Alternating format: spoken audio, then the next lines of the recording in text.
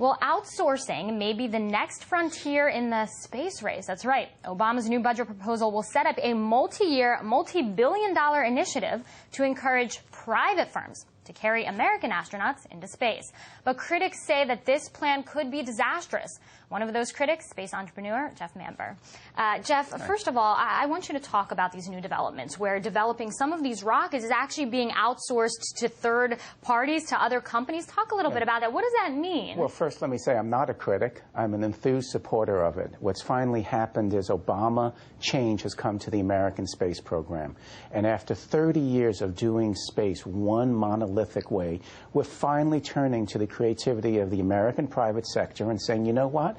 Let's have the private sector design launch vehicles, not government workers. That's interesting because, you know, a lot of senators that I've either spoken to or read are saying that the problem with NASA is it keeps changing its mission, that this is not the way to go because you shouldn't be outsourcing this to third-party candidates. So I want to hear your take on this as a non-critic, because there are so many critics on the Hill that are saying... Well, the critics on the Hill are from Florida.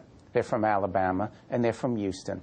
And yes, there are losers and winners in every change, and we see that with everything Obama's doing. But by and by, people around the country can understand that it's time to bring free market capitalism into the space program. And yes, there'll be losers. We're going to get... Who are going to be the losers? Well, because some people are sort of questioning, is this a failure on the part of NASA to do this internally? It's not a failure on the part of NASA. They're the good people. It's a failure on the part of Congress and the White House for the past 3 administrations. For not funding, maybe? No, it's not money. $19 billion is enough. It's just that space is the only sector left where the government designs the equipment. When government employees get on a plane, they get on a Boeing plane. They don't get on a government-designed plane. When they need computers, they go to the private sector. When they need cars and transportation, they go to the private sector. But up until now, when we're talking about doing space, the government designs the rocket. And that's wrong. The government designs the space station. That's wrong.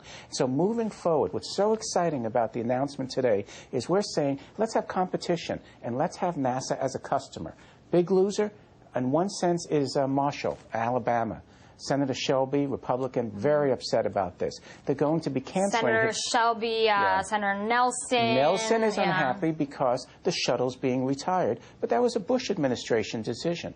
And so what you have here... Uh-oh, politics involved in this as well? Absolutely. That's only it's the only thing that's involved is politics. But we keep lurching from one government centralized program after another, and it's cost overruns. We spent $9 billion on the Ares rocket out of Alabama, and it's not ready yet, and it's behind schedule, and it doesn't seem to work.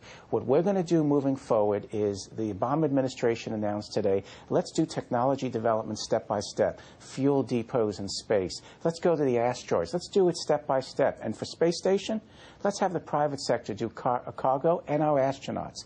The Russians are commercial.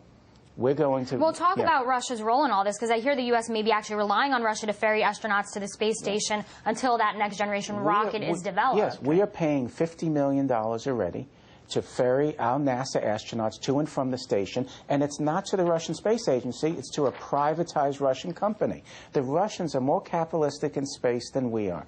And with Obama's decision today, people have to get there to understand the change. It's going to be a brutal war in Congress, and we should follow it because it may go this way, may go that, but it's a wonderful moment for getting back on track with the American space program. That's definitely an interesting point, and I'm really glad that you're here to point that out. And so we have two sides of the story, and you're saying, you know, maybe government shouldn't be involved. So a hands-off approach, not surprising, since you are the space entrepreneur. Jeff Mamber, thank you. Thank you.